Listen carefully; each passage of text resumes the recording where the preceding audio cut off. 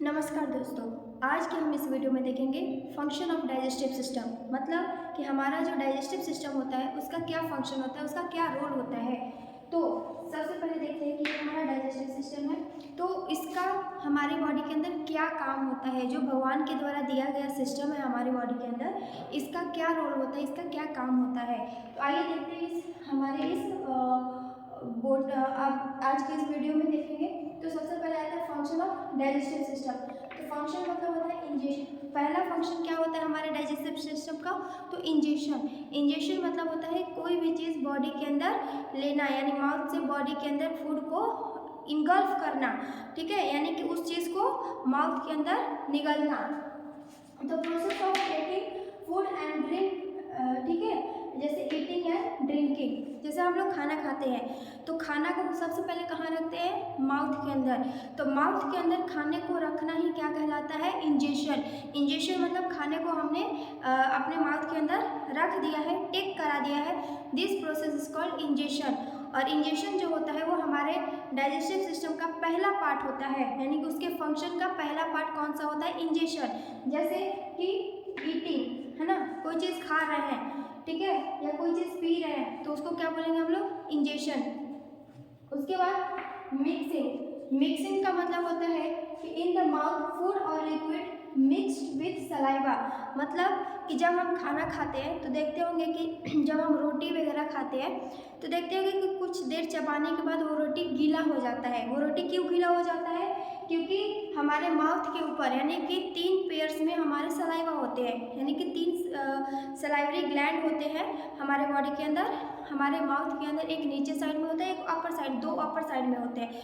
तो इस तरीके से सलाइवा जो होता है, जो सलाइवरी ग्लैंड होता है वहाँ से सलाइवा सिक्रीट करता है। सलाइवा के अंदर बहुत सारे एंजाइम्स होते हैं जो खाने को क्या करते हैं, गीला कर देते हैं, और जिससे कि खाना जो हम आसानी से चबा सकते हैं और हमें खाना को चबाने में कोई दिक्कत नहीं होती है। तो जो सेकेंड प्रोसेस होता है मिक्सिंग। मिक्सिंग में जो होता है वो हमारा खाना जो होता है वो सलाइवा के साथ पूरी तरह मिक्स हो जाता है। फिर उसके बाद देखते हैं प्रोपल्सन। प्रोपल्सन क्या होता है, तो food moves forward in alimentary tract यानी जीआईटी, ठीक है। अब देखिए माउथ में खाने को लिए सलाइवा के साथ मिक्स हुआ, उसके बाद वो कहाँ जाएगा, हमारे जीआईटी के अंदर जो होता है वो हमारा मूव करता है, ठीक है, यानी कि नीचे की तरफ मूव करते हैं। जैसे यहाँ से खाना खाए और यहाँ से जब खाना को हम चबा लेते हैं तो वहाँ पे मिक्सिंग हो जाता है। मिक्सिंग होने के बाद ये नीचे की तरफ यहाँ से ओसोफेगस से होते हुए कहाँ आता है, डाइजेस्टिव सिस्टम में, मतलब हमारे स्टमक में आता है। तो यहाँ पे खाना क्या हो जाता है, हमारा जीआईटी में इंटर हो जाता है। तो दिस प्रोसेस कॉल्ड प्रोपल्सन। उसके बाद आता है digestion, break down of food. मतलब खाना जो होता है, खाने का ब्रेक डाउन होता है। तो खाने का ब्रेक डाउन को हम डाइजेशन बोलते हैं। तो ब्रेक डाउन कितने टाइप्स का होता है, तो 2 टाइप्स का होता है। पहला एक मैकेनिकल डाइजेशन और दूसरा होता है केमिकल डाइजेशन। तो यहाँ पे कहते हैं मैकेनिकल डाइजेशन क्या होता है, तो physically breaking down of food into small pieces. मतलब कि फिजिकली रूप से, ठीक है, जैसे खाना खा रहे हैं, खाना खाने के बाद वो जब हमारे स्टमक में जाता है तो खाना देखेंगे कि बड़े बड़े पार्टिकल से एकदम गाढ़ा बन जाता है, मतलब बहुत महीन कणों में टूट जाता है। तो उस प्रोसेस को बोलते हैं मैकेनिकल डाइजेशन, ठीक है। Physically breaking down of food into small pieces with the help of teeth and mouth, ठीक है। मतलब कि खाना को हम खाएंगे और मुंह और जीभ के थ्रू हम अपने खाना को क्या करते हैं, बड़े पार्टिकल से छोटे छोटे पार्टिकल्स में बदल देते हैं।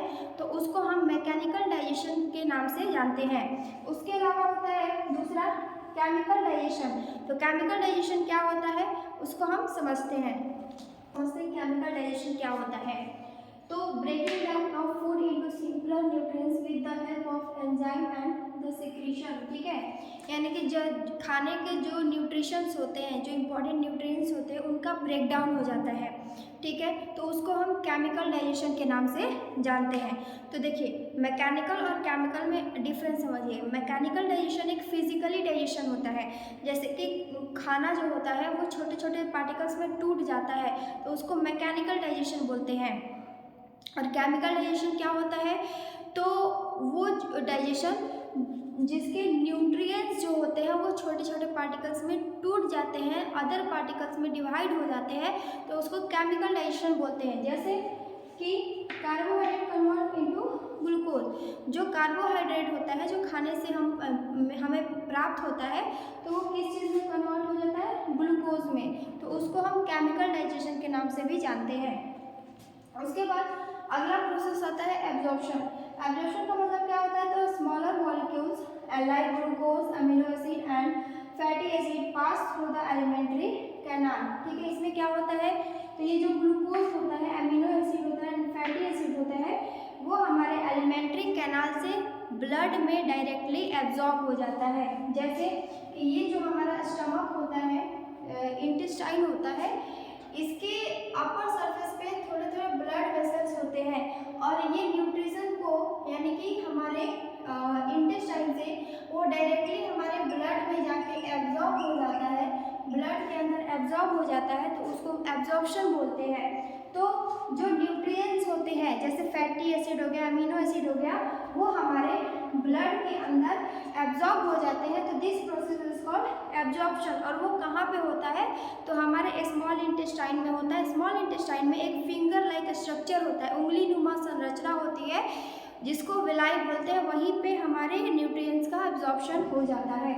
उसके बाद एलिमिनेशन, तो जो खाना एब्जॉर्ब हो जाता है, मतलब खाने में से जो इम्पॉर्टेंट न्यूट्रिएंट्स होते हैं उसका जब एब्जॉर्प्शन कर लिया जाता है, तो वेस्ट मटेरियल के रूप में खाना जो होता है वो हमारे लार्ज इंटेस्टाइन में चला जाता है, और लार्ज इंटेस्टाइन से फिर रेक्टम और एनस के थ्रू उसका एलिमिनेशन कर दिया जाता है, उस वेस्ट प्रोडक्ट का रिमूवल कर दिया जाता है, तो उसको हम एलिमिनेशन बोलते हैं। तो ये जो प्रोसेस है, इतने सारे प्रोसेस जो होते हैं वो हमारे डाइजेस्टिव सिस्टम के फंक्शंस होते हैं कि वो क्या क्या खाने के साथ कर सकता है, और हमारे बॉडी को किस तरीके से न्यूट्रिशन प्रोवाइड करता है, हमें किस तरीके से एनर्जी मिलती है। तो